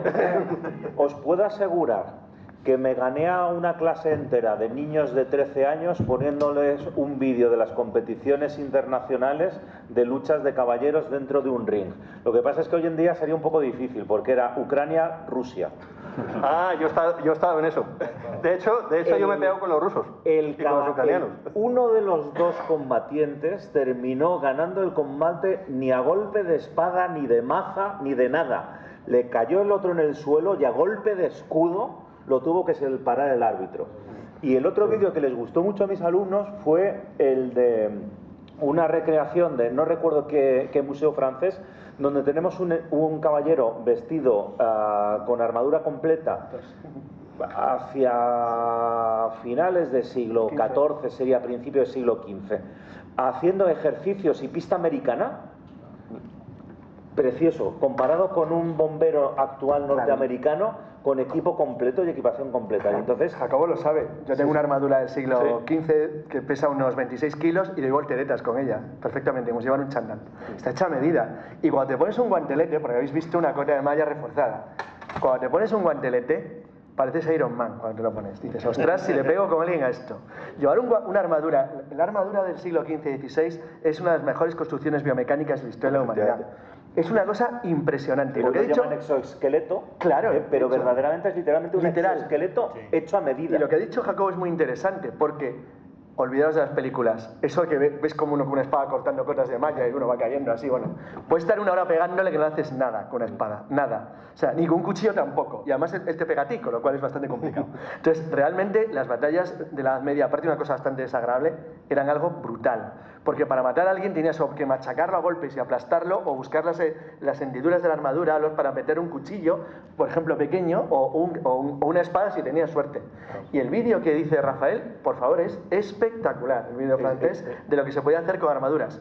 Porque es buenísimo, es buenísimo. Se lo pones ese es el ejemplo. Se buscaban los ojos, por ejemplo. O sea, no sé lo que dice, pero si estos les subían encima del caballo en grúa, te digo, ya, pues mira lo que está haciendo el señor con una réplica. Además, luego tener en cuenta una cosa es, las órdenes militares que tienen mucho dinero, esto no va a medida. Esto lo compras o lo mangas a algún caído en el campo de batalla. Cuando tienes mucho dinero te haces una equipación completa a medida. Joroba es como ir desastre, donde encima además eliges el paño, eliges el corte, eliges el cierre y eliges absolutamente todo. Claro. Entonces, Y luego una cosa, luego los caballeros calatravos, por ejemplo, tenían que dormir con la armadura, o sea, quiero decir, con la cota de malla. Entonces, si estás con ello puesto absolutamente todo el tiempo, evidentemente eres capaz de moverte muy rápido. Es verdad que no hueles bien, pero bueno, eso es otro tema. A ver, un ejemplo, en la batalla de Lepanto, digo, los caballeros de Malta, que eran ricos, bueno, era la quintesencia de la nobleza de sangre, era el colmo. O sea, cuando él dice, joder, este tipo es racista, o es no sé cuánto, o es aristocrático, tienes que ver lo que va a ser caballero de Malta. Bueno, pues un caballero en Lepanto, a uno de los comandantes españoles de galera, le disparan con un falconete. Un falconete es artillería ligera, o sea, es un cañoncito que te parte en dos, literalmente, si te da, pero si lo disparara contra ese grupito no quedaba nada, quedaba pulpa de lo que hay ahí. Pues le dan la armadura. No consiguieron atravesarla, a él le matan porque le partieron la columna vertebral, pero la armadura quedó intacta, simplemente abollada. Era una verdadera maravilla. Es decir, uno de los grandes, luego jefe de los tercios, a Farnesio, que se queda solo en el abordaje de una galera, recibe 20 golpes aproximadamente, entre golpes de espada, de alfanje, de cimitarra, de pica, de todo, como si nada. O sea, hizo así al acabar, o sea, ni siquiera una herida. Es decir, bueno, heridas obviamente tenía, pero que era algo muy resistente, muy bien hecho. Y las órdenes militares tenían gente entrenada para usar esto y encima con dinero para pagar lo mejor. Eso te daba una ventaja. Bueno, los caballeros teutones en las fronteras de Livonia hacían concursos de primavera-verano, o sea, reclutaban caballeros en toda Europa que quisieran ir a matar paganos allí, o sea, a matarlos de manera salvaje, por cierto. Entonces, bueno, hacían cacerías de seres humanos, paganos, y se entrenaban, era una manera como quien hace deporte. ¿Cómo te entrenas para la guerra futura? Pues me voy un rato a Livonia durante el verano, como quien se va a un campamento de excursión. A mí cazamos rusos o polacos o livonios o lo que haya por el bosque, y luego con eso vengo entrenado y feliz. Bueno, eso hacía obviamente la gente del lugar, si cogía a los caballeros teutones, no los tratara muy bien. Los quemaban vivos en hoguera, los descosellaban a trozos, una cosa estupenda. Pero realmente en el caso del Mediterráneo era exactamente igual. Si los caballeros de Malta, las expediciones, los caballeros tenían que hacer lo que ellos llamaban el ejercicio de armas, que era una especie como de, tú tenías que dedicar un tiempo de tu vida, da igual quién fueras, un tiempo de tu vida tienes que dedicar a las galeras maltesas a partir del siglo XVI. Eso significaba que tú tienes que darte una temporada a acompañar un montón de soldados profesionales, de sargentos, mercenarios y soldados entrenados que acompañaban a lo mejor en una galera no más de 2 o 3 caballeros a excursiones, por ejemplo en el Mediterráneo Oriental, para cazar enemigos musulmanes. Realmente da igual, si los que cogían eran cristianos como eran cismáticos, los trataban exactamente igual de mal que a los musulmanes. O sea, no te librabas por ser griego, libanés, maronita, o sea, te iba a dar igual. Pero en ese tipo de obligación de servir en armas, no solo te fortalecía y mejoraba, sino que hacía que la obligación hiciera que tú te preocuparas. Esto es un detalle importante. Si el noble se jugaba la vida en la galera, le interesaba también que la gente que iba a la galera fuera lo mejor equipada posible, lo mejor armada posible y lo mejor entrenada posible. Por si tenías un combate con los argelinos, los tunecinos o los marroquíes, salir parado lo mejor posible. Entonces, eso hacía que todo mejorara, era como un sistema de mejora de escala. Es decir, obviamente la orden teutónica no podía permitir que un noble de Sajonia o de Westfalia cayera en combate. Le interesaba que los que protegían las enclaves, los puestos fortificados, los castillos, fueran lo mejor posible. Y todo eso convirtió a las órdenes militares en verdaderas máquinas de hacer la guerra. Dos anécdotas sobre eso. García de Paredes, en el asedio de Cefalonia, que es final del siglo XV, es justo cuando estamos transformando y está desapareciendo ya el ejército medieval y está apareciendo el ejército moderno, es capturado por los musulmanes que defienden la fortaleza con un aparato que se llaman lobos. Para entendernos, una especie de ganchos que lo que hacen es, si te cogen de alguna parte de la armadura, te levantan en volandas. Según el nivel que vean que tienes, o sea, si eres un peón, lo que van a hacer es levantarte 8 metros y lanzarte al suelo para que te desparrames. Y si ven que eres un capitán, pues probablemente lo que intenten sea remolcarte hasta la parte superior para luego pedir un rescate. García Paredes no resistió 20 golpes, resistió 3 días completos, él solo. Eso sí. Era un poco bestia, ¿eh? Era un poco bestia, un poco salvaje, un poco grande, pero un caballero perfectamente armado y entrenado. Pero y la otra son los desafíos. Ah, sí, O sea, sí. Un momento que te meto en rescates. Y demás que reparten guantazos como esto cuando se ponen de competición internacional. O sea, son unos meros aficionados con los caballeros medievales que se desafiaban en un terreno de juego que eran 4 pueblos distintos donde valía darse de todo y lo único es que tenías que al final decir, oye, levanta la mano, me rindo, vale, ya, o sea, que si no me vas a matar. De alguna manera, o sea, como eran nobles además, tenían que pagar su propio rescate, era un pierde paga. Y la última de estas sería una también del Gran Capitán en Italia, porque mientras se estaban asediando los capitanes y los nobles enemigos que daban a cenar, mientras se desarrollaba todo, que era muy aburrido, pues te quedas con unos tíos que son de tu nivel social y con tu nivel social hablas. Y entonces se empiezan a desafiar y se empiezan a pigar. Y dicen, ¿cómo? Dice, ¿a que no tienes cataplines, tío, de poner 11 de los tuyos, 11 franceses, contra 11 de los míos castellanos en un campo de juego con árbitro? Y allí que se repartieron guantazos, García Paredes le tuvieron que sacar a rastras porque se negó a reconocer que había sido empate cuando él decía que no, que Naranjas era chimbamba, que él seguía repartiendo. Pero el día entero, O sea, ya, el bar, no, tío, estás muerto. ¿Cómo que estoy muerto? Sigo de pie. El día entero, pero lo interesante es que, claro, esto un pequeño problema, es que alguno moría, claro, porque, anda, mira, me pasó un poco el que me dejar sin cráneo, bueno, mala suerte. Sí, claro. Sí. Efectivamente, bueno, que caía alguno moría, bueno, quedaban un poco lisiados, porque claro, te partían brazos, piernas, huesos, pero bueno, pero en general se hace así, los desafíos en la campaña de Italia hay varios. Bueno, todavía Italia mantiene uno en Barletta, donde hay dos, primero uno entre españoles y franceses y otro entre italianos y franceses, que Héctor napolitanos, sí. Claro, Héctor Firamosca, porque los franceses dicen que los italianos que ganaban la guerra porque les ayudaban los españoles, pero que era una banda de nenazas. Y se picaron. El desafío de Barletta lo gana Italia. Y lo gana Italia matando gente, esta vez hubo muertos. Y ahí todavía un monumento porque se consideraba como algo que era como los entrenamientos previos a los juegos. O sea, tú salías y te pegabas en un palenque, llevas de tortas. Los asedios sí, era algo entretenido. Es que eran muy brutos. Pero yo quería decir, ahora has mencionado los rescates, los caballeros de órdenes no podían ser rescatados.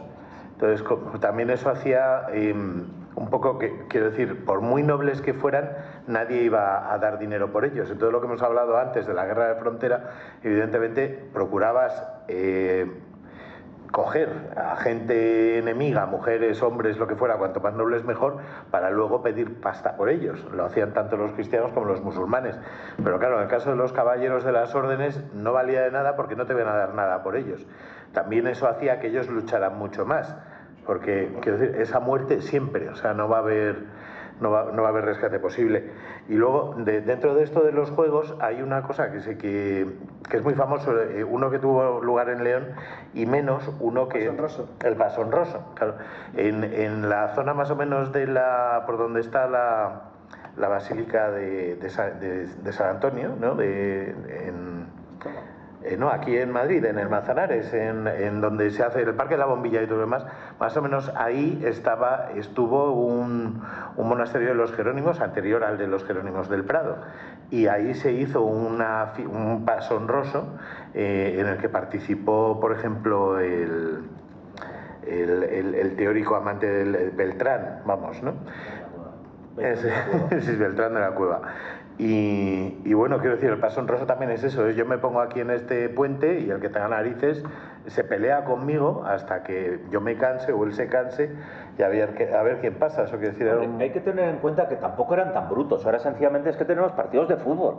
Y entonces queda mucho mejor, y cuando le partes la pierna del equipo contrario y le insultas y cosas por el estilo, hay que imaginarse además unos de estos combates con público, o sea, no con tanto público. Hicimos otra también, no, pero esta fue cuando hizo la presentación Esparza del último libro, un duelo en el siglo XVI donde se para una guerra y se decide, no, el duelo entre estos dos capitanes lo vamos a ver en el parque de Saint-Denis.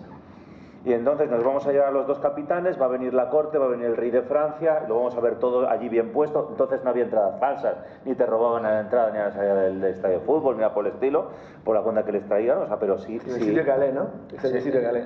Entonces es esta serie de cosas. Y como bien habéis dicho vosotros, la élite, de lo mejor entrenado que podía haber en una Europa cristiana medieval, eran las órdenes militares. Eran gente que habían decidido pasar toda su vida luchando porque lo que ellos consideraban lo mejor de lo mejor y a lo que mejor te podías dedicar, que era la fe de Cristo. Y como nobles guerreros decidían encomendar toda su vida a defender esa cristiandad que habéis dicho vosotros, con esas fronteras que existían y que ellos tenían un concepto muy claro de lo cual no quiere decir que no fueran seres humanos, que hubiera luchas de poder, envidias, asesinatos, envenenamientos, hijos ilegítimos, o sea, como un ser humano normal y corriente. Pero la verdad es que queda muy bien. Y ahora nos quedaría la parte de ruegos, preguntas, sugerencias, peticiones por parte del público. Sí. Me gustaría saber la economía, ¿de dónde generaban ingresos las órdenes militares? Bueno. Yo, la de Paco, la conozco porque soy calatravo, como quien dice, nacido en esa tierra. Creo, y por lo que he averiguado, que era fundamentalmente por la explotación de los pastos del Valle de Alcudia, sí, de lo que serían las encomiendas, del campo de Santiago, y la producción, bueno, de cereales, como bien habéis dicho, cuando no le prendían fuego los mariquitas que subían de abajo, ¿no?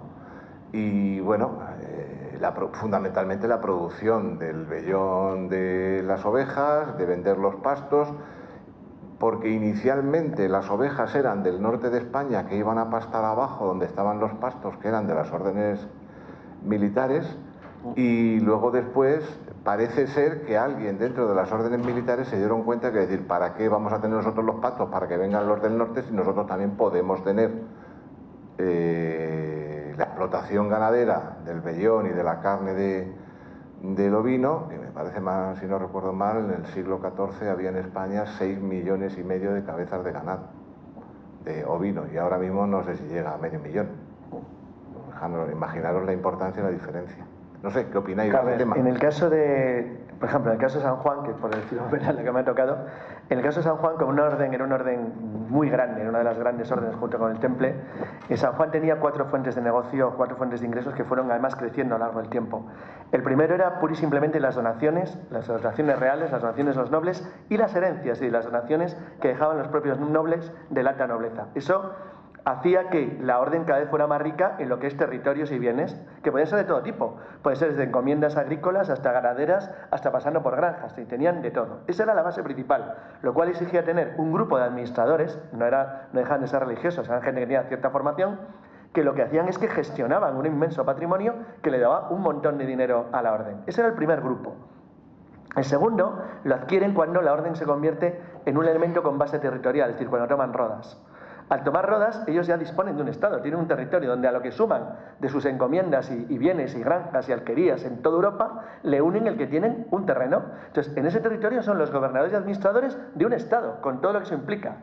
Eso les significaba no solamente ingresos, sino que les significaba ahorros. Por ejemplo, uno de los grandes problemas que se plantea en Rodas, los caballeros en Rodas hacían una especie de apartheid con la población griega, que eran cristianos, pero como eran cismáticos, los tenían fuera de la muralla, no los dejaban dormir al principio dentro y los sometían a una explotación que se llamaba la servidumbre de remo, que obligaban que todo el mundo hiciera una especie de servicio militar en las galeras de la orden remando. Era una salvajada de tal nivel que se estaba despoblando la isla, tuvieron que corregirlo porque todos los jóvenes griegos de Rodas querían largarse allí, porque era una verdadera locura. Pero tenía un sistema establecido que gestionaba todo lo que era la ganadería caprina, la agricultura y el comercio marítimo. Los impuestos, las fronteras del reino, que tenían impuestos como cualquier estado. Y a todo eso le unieron el cuarto factor, que es lo que fue el inmenso éxito de la orden.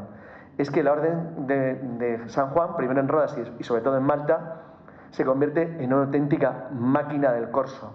Eso sí que eran corsarios de verdad, no los del Caribe. Es decir, vamos a ver, el Chapo Guzmán era un pringao a lo largo de Malta. Es decir, el sistema de extorsión y de saqueo que someten al Mediterráneo entero era absolutamente brutal. Romegas, que es el principal capitán corsario de la orden a finales del 16, que por cierto es el causante del ataque a Malta, a su propia isla, y luego es el causante indirectamente de la batalla de Lepanto. Romegas, cuando está con 3 de sus galeras, se apodera de un barco que sus olfateadores captan más allá del horizonte, lo huelen. Entonces, como están cerca de las costas griegas, saben que tiene que ser enemigo probablemente, y efectivamente era un gran barco de transporte turco que venía de Venecia y iba protegido por 400 genízaros. Les costó 4 horas tomarlo, pero cuando lo tomaron, en él iba, aparte de que habían capturado al bey de Alejandría, capturaron también al eunuco principal del harén de Mirman, de la hija favorita de Solimán el Magnífico. Eso es lo que motiva el ataque a Malta. Bueno, en lo que captura ese día, solo en esa acción, la Orden de Malta, es el equivalente a lo que cogieron los piratas ingleses en el Caribe en 50 años, para que alguien se haga una idea. Es decir, los ingresos de Malta por el corso de solamente una década son mayores que toda la piratería del Atlántico en toda su existencia, en 200, 300 años. No hay ni comparación, es decir, o sea, eso no era, lo del Caribe no eran piratas eran estos sí que eran peligrosos, pero sus enemigos lo eran exactamente igual. Es decir, el corso musulmán era muy peligroso. Entonces, ahí sí había rescates de caballeros. Era tal el valor que tenía que, por ejemplo, el propio Lavalette estuvo durante un tiempo remando en Dragut, el famoso corsario que muere luego en el sitio de Malta, es capturado por los de Malta y liberado. Y de hecho fue saludado por el propio Lavalette cuando le vio en un puerto y dice: hombre, vosotros aquí remando, ya veis lo que es la vida. Entonces, muchos de ellos se intercambiaban, habían sido esclavos durante un tiempo y remaban. Pero el sistema es que valía dinero también lo que tú capturabas. Claro, si cogías al Bey de Alejandría, son una fortuna. Directamente luego en el rescate, a lo que sumabas lo que tú podías capturar en la interferencia del tráfico mercante, lo que era una guerra corsaria tradicional. Entonces, con esos 4 elementos, la Orden de San Juan, a finales del 16, principios del 17, era uno de los entramados económicos más fuertes del mundo. De hecho, estuvieron a punto, llegaron a tener una isla del Caribe. Tuvieron una isla muy curiosa donde estuvieron a punto de trasladarse a América una parte de su negocio. Lo que pasa es que allí no había enemigos a los que extorsionar y capturar. Pero vamos, digamos que ese era el modelo general. La orden teutónica era exactamente igual. En el caso de las órdenes españolas, las has contado tú. Es decir, eran básicamente grandes terratenientes y explotadores agropecuarios. No, y luego hay que tener en cuenta también el tema de los impuestos. O sea, quiero decir, si tú tienes unos caminos, unas ciudades y unas puertas, claro, las alcábalas, los portazgos, todo lo demás, que eso es muy, muy importante, sobre todo para la transhumancia, ¿no? Por eso luego, que eso sabes tú también muchísimo, pues se establecen los tratados que se establecen de la Mesta y todo eso. Pero quiero decir, cuando se les entrega Calatrava a los caballeros, por ejemplo, dice el rey, dice: os entrego por juro heredad desde rey para siempre y la defendáis de los paganos. Está hablando de la ciudad de Calatrava la Vieja, de los paganos enemigos de la cruz de Cristo, con su favor y el vuestro, y digo que entradas y salidas y con todos los derechos pertenecientes a la dicha os lo doy con sus términos, montes, tierras, aguas, prados, pastos y villa.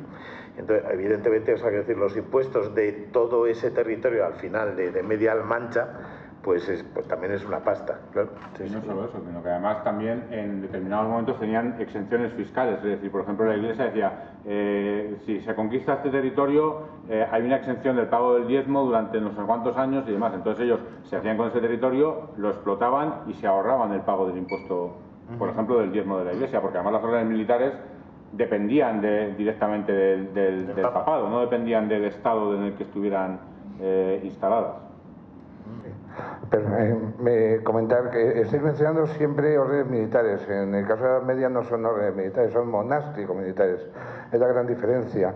Y quisiera comentar con vosotros el origen que no viene del mundo cristiano, que viene del mundo musulmán con las ribas, ¿no? Con las órdenes de la Futuá, y que luego buscan en la Iglesia Católica la excusa perfecta con las modificaciones de las reglas, como es Bernardo que habla con el Cister, que hace un complot, se compra el Cister con Harden y demás para modificar la regla y justificar que un cristiano, un monje, pueda matar a enemigos infieles, ¿no? Habéis hablado de herejía y son infieles realmente, porque la lucha perfecta entre las órdenes monásticos-militares hispánicas o ibéricas, en todo caso, ibéricas. Hispánicas, no. El concepto ibérico es del siglo No, pero XIX. hablo también por las órdenes portuguesas, ¿no? Por eso son españolas. España y Portugal es lo mismo. O sea, sí, evidentemente el conde Enrique se acuesta después de la batalla de Urique del conde al rey de Portugal por la cesión de Castilla de Portugal, no Sí, por la batalla. Es un poco lo que decía Carlos, es decir, el hispano y el italiano no es nuestro concepto de nación surgida del siglo XIX, sino que es un concepto lingüístico, cultural, geográfico, que en la Europa del momento decían hispanos. Pues tío, hispanos eran considerados los de Cerdeña. No, por supuesto, no, si en eso estamos de acuerdo. O sea, realmente italiano. retomar el territorio hispánico, evidentemente ese concepto. Pero sí es matizar, ¿no? Que no son militares, que son monásticos militares, y que tienen que cambiar todo el concepto religioso de la época y amparándose en la orden cisterciense y crear todas esas reglas por el caso primero francés, ¿no? Y luego la resonancia de órdenes que incluso son anteriores a las órdenes cistercienses francesas tradicionales en la península ibérica, ¿no? Y por otra parte, comentar que también históricamente a través del Cabonia tarraconense sí existe una orden que luego que es estrictamente de mujeres, que es la orden de Hacha, ¿no? Que también es monástico militar. Y que también en segundas crónicas de las Navas de Tolosa, vistas desde el punto de vista árabe, sí ven mujeres templarias también combatiendo sórores junto a los fráteres templarios y junto a los freires calatravos, ¿no? En la gran batalla de expansión ya como último avance, que incluso también gentes de Madrid, con la bandera de la Osa de Madrid, con las estrellas, van a la batalla de las Navas de Tolosa y se encuentran junto con la gran agrupación cristiana de todos los reinos peninsulares, incluidos exteriores también, como vosotros decís, que vienen gente desde los francos, teutónicos, incluso de allende los mares, ¿no? Y demás. Y luego también hablar, un poco tú que eres especialista en la Orden de San Juan, ¿no? Los sanjuanistas, que son los grandes beneficiarios, ¿no? de los bienes templarios, ¿no? Que por eso Jaime II crea la Orden de Montesa, por tener un amparo de la corona española, en este caso de Aragón, por los bienes templarios, ¿no? Porque si no iban a internacionalizar. Sobre eso un pequeño matiz. O sea, es cierto que San Juan es el gran beneficiario, pero con matices, porque en el caso francés es la corona, porque hacen lo que llamaríamos una expropiación literal de los bienes del templo, o sea, lo que hace es robarles directamente, por eso se los carga. Y en el caso portugués o de Aragón, como se crea una orden específica para intentar absorberlo, lo que se intenta es que esa orden quede muy vinculada a la corona. Es decir, la Orden de Cristo está directamente vinculada a la corona porque sus maestres, bueno, Enrique el Navegante es gran maestre y es directamente hermano del rey. Y en el caso de Aragón, Montesa queda muy vinculada también a la orden, a la corona, a la monarquía. En tanto que en Castilla es donde sí San Juan, pero las grandes órdenes, principalmente españolas, se reparten todo el pastel, porque por eso, a diferencia de lo que ocurre en Aragón y en Portugal, en Castilla sí hay resistencia militar de los templarios. Porque combaten durante años, porque saben que van a tener un problema serio. De hecho, por ejemplo, hay casos muy conocidos, que es la frontera, donde aguantan durante meses y meses, porque saben perfectamente que ahí hay ambición humana, nada religiosa. Es decir, es que hay órdenes militares como Calatrava que dice, uy, aquí hay un pastel estupendo. Es decir, esto nos interesa muchísimo, nos vamos a quedar con todo esto. Y San Juan, en cambio, lo recibe más por donación, porque Calatrava es que llega a intervenir militarmente donde hay oposición a las órdenes del rey. Entonces, realmente eso ocurre en toda Europa, menos en la zona de cobertura de la Orden Teutónica, donde es claramente Santa María de los Alemanes, es decir, la Orden Teutónica la que se queda con los bienes del Temple, aunque el Temple tenía poca fuerza en Alemania Oriental y en el este de Europa. Normalmente el Temple era, hoy lo llamaríamos, y en la época se decía, con un concepto diferente al de ahora, que era una orden francesa, claramente. O sea, eran, no sé, yo creo que eran 7 cada 10 caballeros eran franceses en el Temple, eran prácticamente todos. Y bueno, y como se cambiaban de posición, es decir, porque viajaban por toda Europa. Si tú eras de Normandía, te mandaban a servir a Andalucía. Y si eras toledano, te mandaban a Italia. Es decir, se estaban moviendo de un lado a otro. Entonces, en ese sentido, San Juan sí intenta aprovechar, sobre todo los bienes territoriales y terrenales, es decir, granjas, alquerías, puentes, molinos, que le pueden interesar para ir, porque los nobles de San Juan, que era una orden más pequeñita, en Europa era más pequeñita que el Temple, para intentar aprovecharse. Con todo, San Juan, comparado con las órdenes españolas o de otros, pues era muy grande. Y luego un pequeño matiz, y es que lo comenta antes Rafael, es importante, o lo habéis dicho, alguien lo ha insinuado por ahí, es verdad.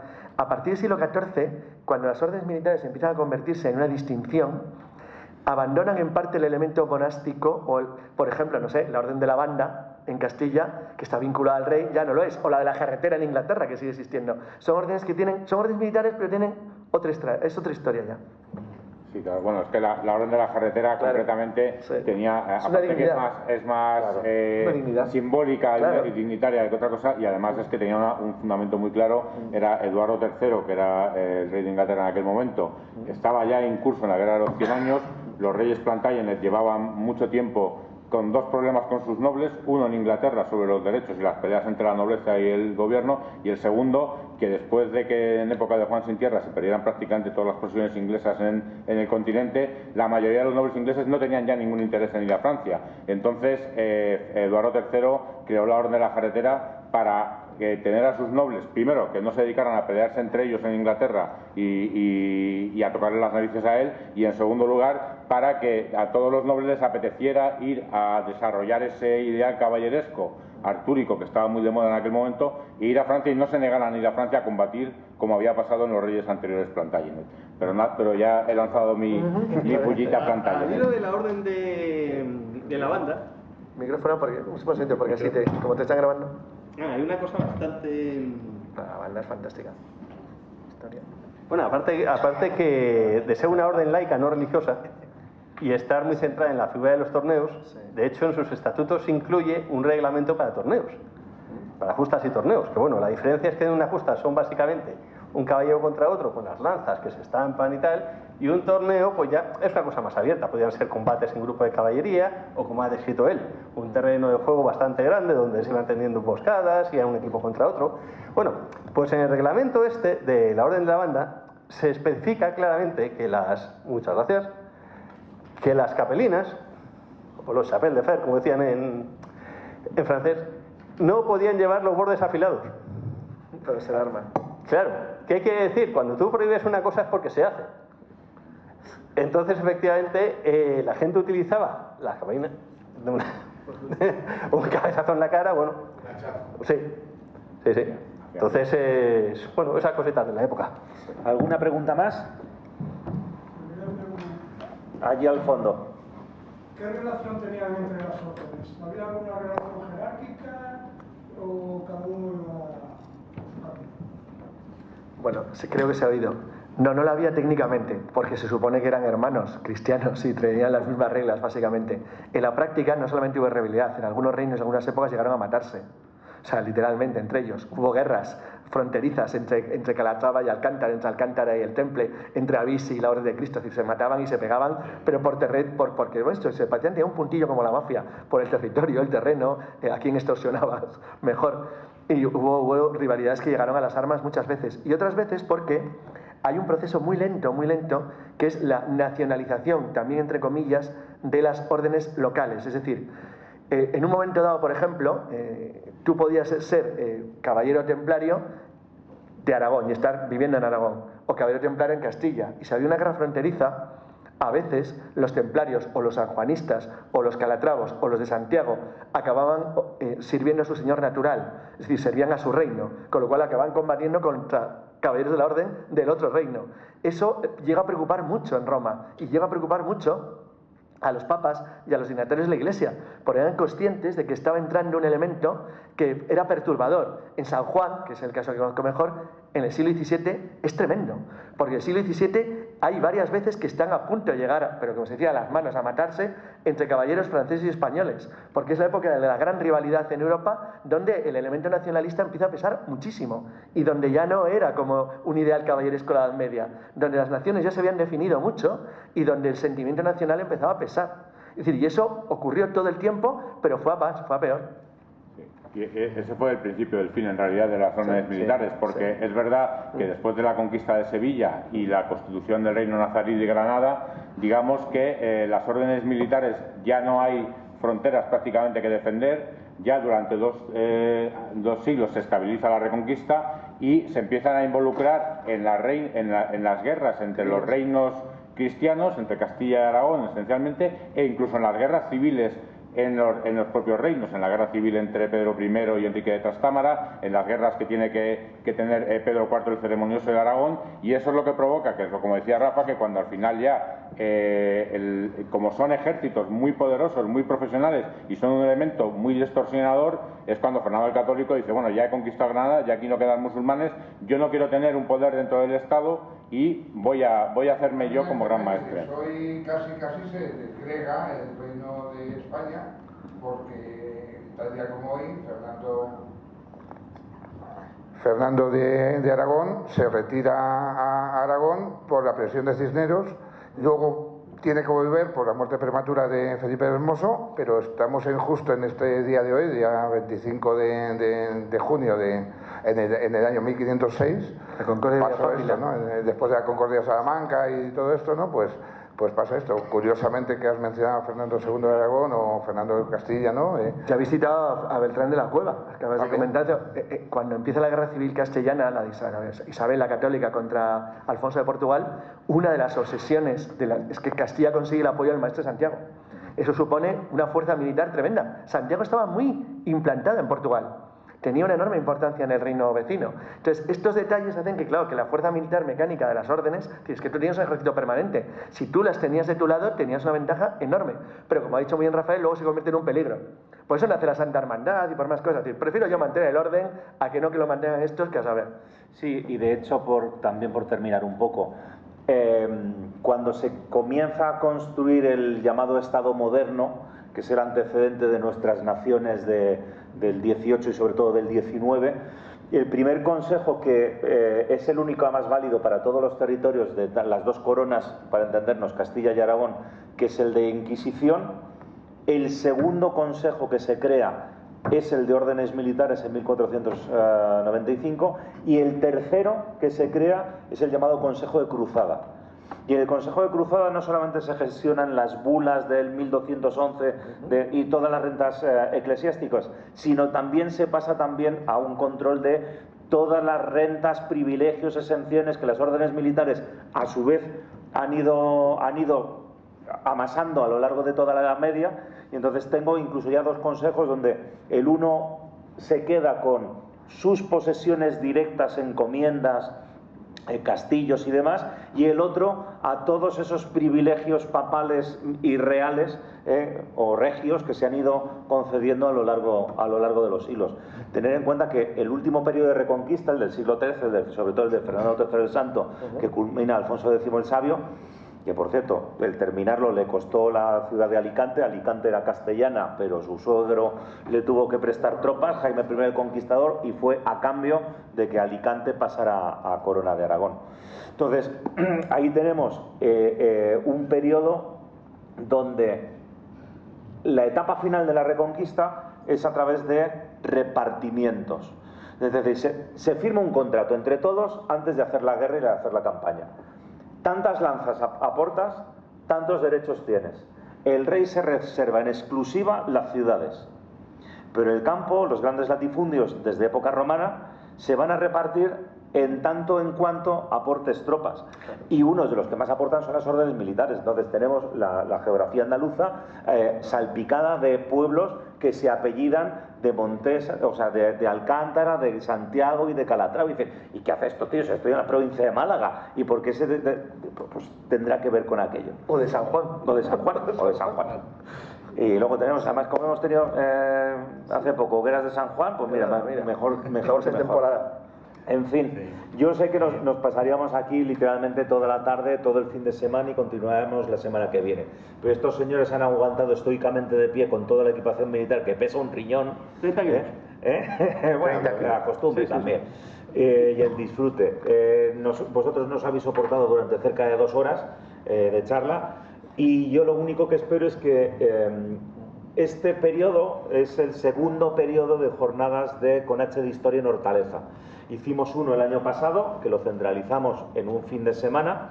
Este primer semestre, a través de Alberto y de la Junta de Hortaleza, hemos decidido que sea el último domingo del mes. Hemos hecho 4 sesiones, donde hemos tocado temas distintos, todos relacionados con temas de España, porque hemos hablado tanto del escudo como de órdenes militares como de la batalla de Lepanto.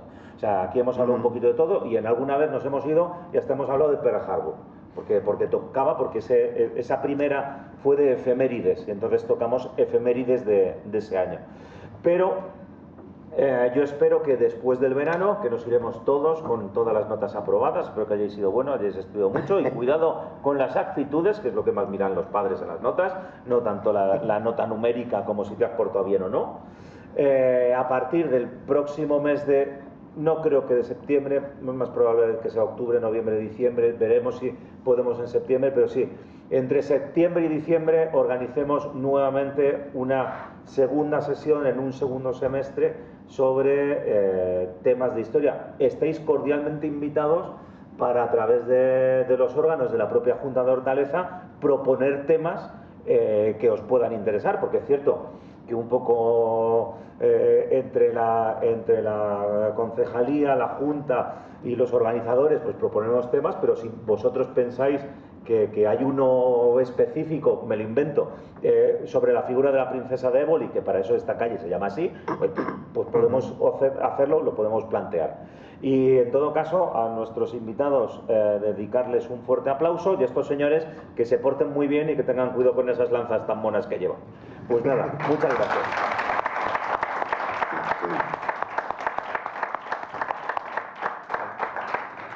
Yo quería, aunque ya te has despedido, yo quería romper una lanza a favor del grupo de caballería acorazada Calatrava 216, que quiero decir que sigue habiendo caballeros calatravos en el ejército español, en un grupo de caballería que está basado en Badajoz, y que eso es lo bonito de nuestra historia. O sea, quiero decir que una cosa que empezó en 1147, que a lo mejor ahora son unas ruinas de un par de castillos y todo lo demás, pues sigue habiendo gente que lleva la cruz de Calatrava en su escudo y muy a honra y lucha por todos nosotros.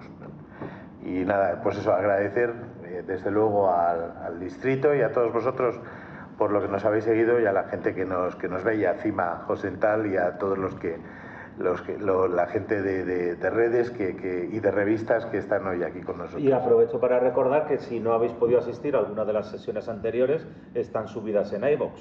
O sea, es cuestión de buscar con H de Historia y tenéis las sesiones allí. Intentaremos después de verano incluso mejorarlo un poco más, acotar mejor los audios, tener el canal de YouTube e ir creciendo poco a poco en esta iniciativa que a mí me parece, vamos, extraordinaria y estupenda.